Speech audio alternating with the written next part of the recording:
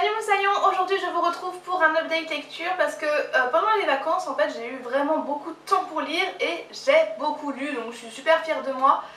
Bon, vous allez voir que toutes mes lectures ne sont pas bonnes et j'ai été pas mal déçue. Mais bon, ça vous verrez ça plus tard puisque je vais commencer par vous présenter The Collector de John Fowles aux éditions Vintage. Donc c'est un livre en VO. Et je vous avais déjà présenté ce livre dans ma palle d'hiver il me semble. C'est en fait un classique de la littérature anglophone, puisque quand il est sorti en 1965 il a fait un gros boom et surtout à cause de son adaptation en cinéma. C'est l'histoire de Frédéric il me semble, oui, qui est un jeune homme assez banal et très ordinaire, qui est assez invisible en fait. On le voit pas tellement, tout le monde s'en fout de lui en gros. Et il a une passion dans la vie, c'est les papillons. Il les collecte, non pas il les collecte, pardon, il les collectionne. Et voilà, tous les types, tous les genres, c'est vraiment sa passion. Et il a une autre grosse passion dans la vie, c'est Miranda. Miranda, c'est une jeune étudiante en art et Frédéric est totalement obnubilé par elle. Il la suit, il l'espionne. Et un jour, Frédéric va avoir la bonne idée de la capturer pour la séquestrer chez lui, pour qu'elle puisse tomber amoureuse de lui. Donc voilà, c'était déjà l'intrigue me paraissait très sympa. Excusez-moi, j'ai la gorge qui me pique. Donc l'intrigue me paraissait très sympa et alors en fait l'histoire est divisée en plusieurs points de vue. On va voir le point de vue de Frédéric et on va voir le point de vue de Miranda pendant la séquestration. Et ça a été super intéressant, surtout le point de vue de Frédéric parce que il a des petits moments de lucidité où il se rend compte que ce qu'il fait c'est pas normal, que enfermer les gens c'est pas normal, mais juste après il va réussir à se trouver des excuses du genre oui mais de toute façon si je l'avais pas fait jamais elle aurait pu tomber amoureuse de moi, etc. Donc c'était super intéressant et le point de vue de Miranda aussi était intéressant, mais il y avait des passages où on avait des détails sur sa vie, sur la vie de Miranda en dehors, à l'extérieur, et ça j'ai trouvé ça long et chiant, donc il y avait des pages que je sautais parce que je m'en foutais clairement. Moi ce qui m'intéressait vraiment c'était ce huis clos, savoir ce qui se passait voilà, quand les deux personnages se rencontraient, quand Frédéric rend visite à Miranda, etc. Donc ça a été en globalité une bonne lecture. Ce qui m'a beaucoup étonnée c'est que en fait avec Frédéric, moins vous en savez sur lui, plus vous l'appréciez. C'est-à-dire qu'au tout début du livre, vous avez beaucoup de compassion pour ce personnage et vous vous dites ouais en fait le gars c'est juste un pauvre type. Et plus on avance dans l'histoire, plus on le déteste, plus on est révulsé par ce personnage. Et généralement c'est l'inverse qui se passe dans les histoires, donc ça a été super intéressant. Et ce que j'ai bien aimé aussi c'est que même si on a la même histoire racontée deux fois par deux points de vue différents, on a quand même une certaine évolution dans l'histoire. Il y a un point culminant de l'histoire et voilà, et à toute fin on a encore une sorte d'enchaînement, enfin il se passe encore quelque chose. Donc voilà, c'est pas une histoire où même si on sait ce qui va se passer, on a quand même une petite surprise à la fin. Donc ça c'était plutôt sympa et du coup j'ai regardé l'adaptation qui va avec, qui est bon, c'est une adaptation de 60, donc forcément c'est pas incroyable, mais au moins ça permet de mettre un visage sur des noms, donc c'était plutôt sympa. Ensuite j'ai lu un Agatha Christie et il s'agit de Le Crime de l'Orient Express, donc c'est aux éditions Le Club des Masques, il me semble, je connais pas trop cette édition. Alors on me l'avait beaucoup vendu, Amina si tu passes par là, voilà, on me l'avait beaucoup conseillé et ça a été une énorme déception, mais vraiment je m'attendais pas à haïr à ce point là. Moi j'avais déjà lu Les 10 petits nègres de la même auteure que j'avais adoré vraiment, et je m'attendais à retrouver ces sentiments là avec ce suspense là, mais ça n'a pas du tout été le cas. Donc c'est un policier et en fait on va suivre un crime qui a été commis dans l'Orient Express. Donc l'Orient Express c'est un train qui parcourt de très longues distances, qui parcourt une grande partie de l'Europe d'ailleurs il me semble. C'est un train qui existe hein. Et du coup un crime a été commis dans ce train là et forcément le meurtrier est parmi les voyageurs.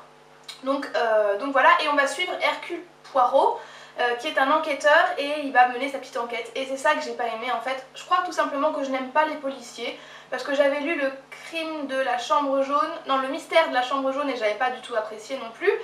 en sachant que j'ai été doucement spoilée par la quatrième de couverture, donc forcément aucune surprise quand il y a eu la révélation. Et ce que j'aime pas, c'est qu'on a les indices qui arrivent au compte-gouttes avec les hypothèses de Hercule Poirot, ce qui fait qu'il n'y a pas vraiment, on ne peut pas vraiment se faire sa propre opinion. On est obligé de suivre celle d'Hercule Poirot, donc ça n'a pas été super sympa. En bref, ça a été une lecture très laborieuse pour moi et j'ai été très déçue. J'ai d'autres Agatha Christie dans ma palle, donc je vais voir ce que ça donne. Je vais pas m'arrêter là, hein, clairement, parce que j'avais tellement eu un coup de cœur pour Les Petits Nègres que je me dis que c'est vraiment dommage. Donc malheureusement, celui-là, si vous aimez pas les codes des romans policiers, je vous le conseille pas tellement. J'ai enfin lu un livre que tout le monde a lu et je suis super fière de moi, je dois le dire. Enfin, alléluia. Il s'agit de The Book of Ivy de Amy Engel aux éditions Lumen. Alors je vais pas me risquer à vous faire un résumé, j'en suis incapable, parce que concrètement c'est assez complexe comme histoire, mine de rien.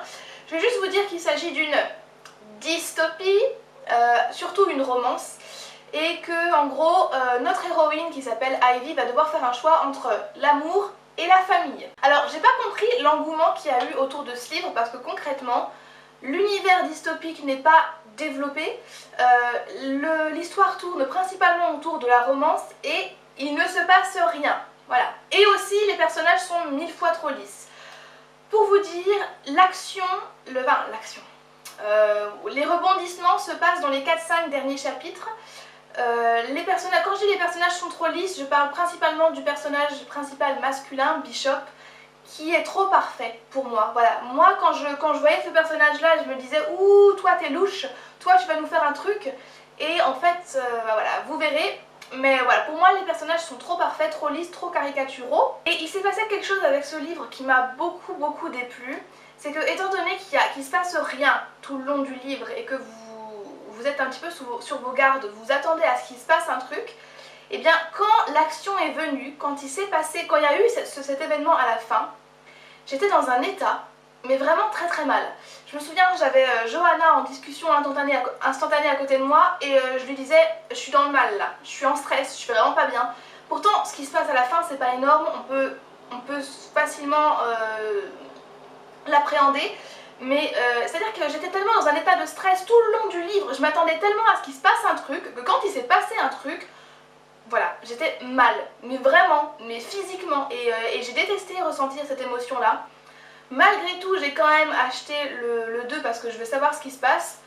C'est une histoire sympa, mais je comprends quand même pas pourquoi il y a eu autant d'engouement autour de ce livre. Et enfin, le dernier livre dont je vais vous parler, il s'agit de Prince Captif, le tome 1 de C.S. Paca aux éditions Milady.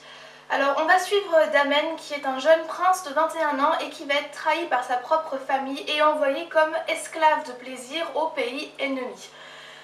Donc je sais pas quoi dire sur ce livre, voilà, enfin si je sais quoi dire, nul, voilà, une daube, clairement. Je me doutais que ça allait être une romance homosexuelle, sauf que là c'est pas une romance, c'est du sexe pur et dur homosexuel. Et déjà voilà, c'est la première fois que je lis quelque chose d'homosexuel, donc fallait y aller en douceur quoi, fallait y aller doucement. Non, dès le départ, bam, je lis des trucs érotiques, homosexuels. Alors concrètement c'est pas ça qui m'a dérangée, c'est juste qu'en fait ce livre, eh ben, l'univers n'est pas développé, les personnages ne sont pas développés, on va alterner entre torture, viol, torture. Voilà, et je pense, j'ai jamais lu de littérature érotique, mais je pense que le but de la littérature érotique, c'est de susciter un petit peu d'excitation chez le lecteur. Je suis désolée, mais moi, le sexe non consenti, ça ne m'excite pas. Et là, il s'agit surtout de sexe sale. Voilà, il n'y a pas d'autre mot en fait, c'est sale, c'est violent. Moi, le viol, que ce soit sur une femme ou sur un homme, ça ne m'excite pas du tout. Voilà, il y avait de la torture, de la violence, on s'attache à personne dans l'histoire et vraiment c'est dommage parce que autant le début, moi je pensais clairement arrêter ma lecture, mais j'ai continué parce que j'étais dans le train et que j'avais rien d'autre à faire et au final à la fin tout ça se calme et on arrive un peu plus sur de la stratégie, sur les intrigues politiques, ça devient un peu plus intéressant à la fin. Mais c'est que à la fin quoi. Pour vous donner un exemple, au bout d'un moment on va se retrouver dans une arène où deux hommes doivent combattre et celui qui gagne le combat viole l'autre. Voilà, donc grosse ambiance. Moi c'est pas du tout les trucs que j'aime, et tout ça bien sûr dans un langage très châtié, n'est-ce pas? Non, franchement je le conseille pas. Une bonne petite daube, je le revends sur Price Minister si jamais ça vous intéresse. Mais voilà, en gros la déception ultime du mois. Donc voilà, mon bilan est terminé, j'espère que ça vous aura aidé et guidé surtout pour vos prochaines lectures. Ce qu'il faudrait éviter comme lecture, voilà, ce que je vous conseille pas de lire, notamment Prince Captif. Je vous fais de très gros bisous et je vous dis à très bientôt dans une prochaine vidéo. Bye bye.